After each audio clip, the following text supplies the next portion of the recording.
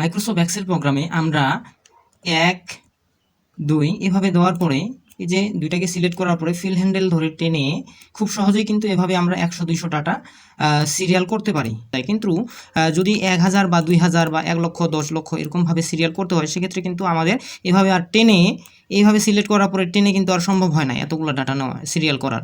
তো এই ক্ষেত্রে আমরা কিভাবে এক ক্লিকে 1 লক্ষ বা 2 লক্ষ সিরিয়াল বানাবো সেটা এখন দেখব। তো প্রথমে 1 টাইপ করে নিব, এরপরে 1কে সিলেক্ট করব, এরপরে চলে আসবো আমরা ফিলে, হোমের এখান থেকে ফিলে আসব, তারপরে আসবো ফিল সিরিজ। এখানে আসার পর এখানে ফিল ইন সিরিজ ইন হবে কলাম অনুযায়ী, এরপরে এটা যা আছে তাই থাকবে। এখানে স্টেপ ভ্যালুর জায়গায় 1 আছে, শুরু হবে 1 থেকে আর শেষ হবে মনে করি যে 10,000 থেকে। তাহলে এখানে 10,000 টাইপ করে দিব, এরপর ওকেতে ক্লিক করব। তাহলে এখন দেখি কন্ট্রোলকে চেপে ধরে ডাউন অ্যারো চাপবো, কন্ট্রোলকে চেপে ধরে ডাউন অ্যারো চাপলে আমাদের কিন্তু দেখি এই যে 10,000 পর্যন্ত সিরিয়াল